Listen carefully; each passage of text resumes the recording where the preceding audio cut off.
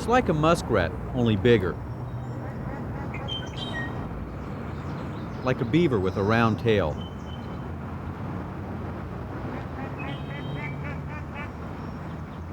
It's called a koipu in its native South America, but here in the new country, this is a nutria.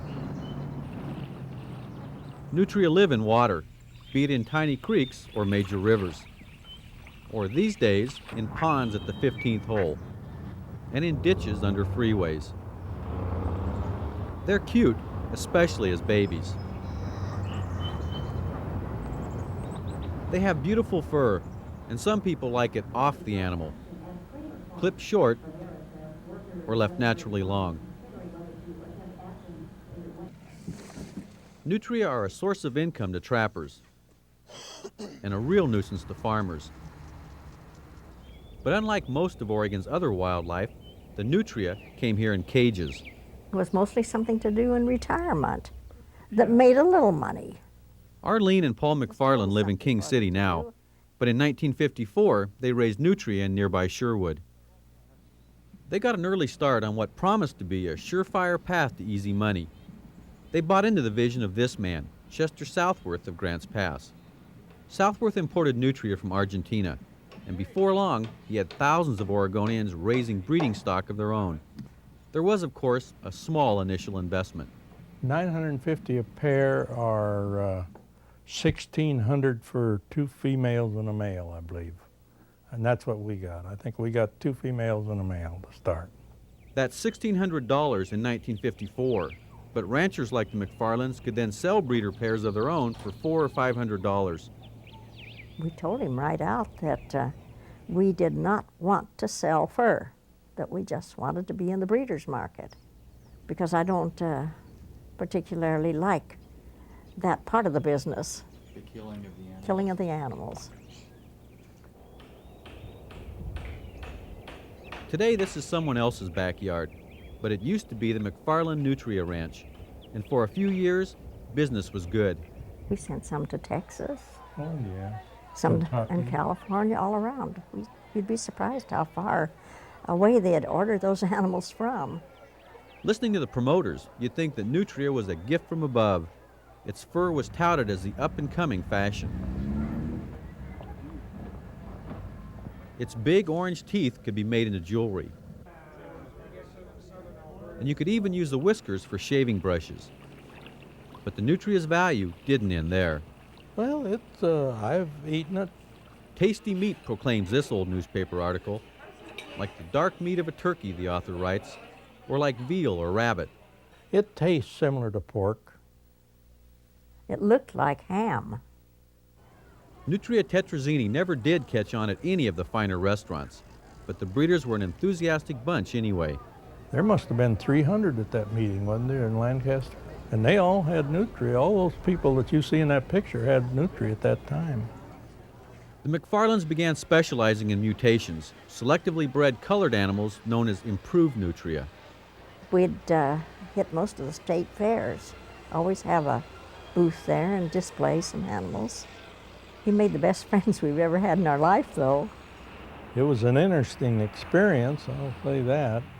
I had one old male that he used to get out and he'd want to go to the river, and I'd catch him going across the bottom, go down and bring him back. He'd fight me, though. I don't know, it's instinct for him to get to the river. I don't know why. They're Must be water in the animals. water. But he'd just climb up over the rocks and get out of the pen where the rest of them couldn't. I don't know how they did it, but His legs were longer, Paul. Paul says that all of Southworth's breeder stock originated on this huge ranch, 100 miles from Buenos Aires, Argentina. If that's so, then nearly every nutria in Oregon can be traced back to the ranch in this picture. the first people that get in makes money, and eventually they run out of somebody to sell to. Nutria breeders soon confronted the unavoidable truth. Their market was saturated. Once everybody who had ever wanted a breeder pair had a breeder pair, ranchers had nothing left to sell but pelts.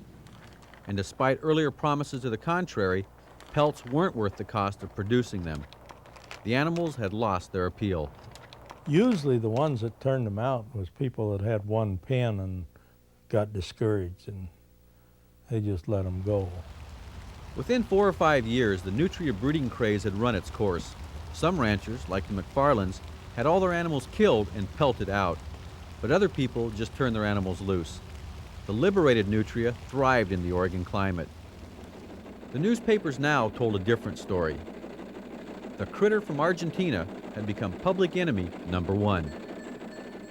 They're strictly a vegetarian. I don't think they eat meat at all. They just No, vegetables, just vegetables. carrots, they love carrots, apples. Radishes, if they've been working on the lettuce field and we've eliminated any more lettuce in the area and we've still got radishes there, they will move over and eat radishes, but they prefer lettuce, especially romaine. Jim Calcano is a vegetable farmer. He works 150 acres in Carver near the Clackamas River, and he has nutria stories of his own. Last year, I would say they probably did several $1,000s worth of damage. They came into the end of the field and literally devastated a complete area where they took out maybe 150 to 200 boxes of romaine lettuce. And when we harvested what was available to harvest there was no more romaine there. They moved on to the greenleaf field and probably damaged another 150 crates of greenleaf, which is a pretty devastating amount of boxes of lettuce. Last year, the government trapper killed 35 of Jim's nutria, and a neighbor boy continues to find and shoot others. That field seems to be under control for a while. And we're getting a little bit of nutria problem on the end right by the trees here, but it hasn't been too serious yet. Stinky. A nutria in captivity is a rare bird these days. You may see an occasional one, like young Stinky, rescued as a baby after its mother was killed by a car. But Stinky won't make a very good pet as an adult. He's definitely a wild animal. With teeth that can take off a finger like they cut through a cucumber, he'll probably be released when he gets bigger. Released to join his wild cousins, who now number in the tens of thousands. Our Northwest nutria may have descended from some fine old stock, but these recent immigrants have become a problem. Nevertheless, they're here to stay. And they do seem to feel right at home.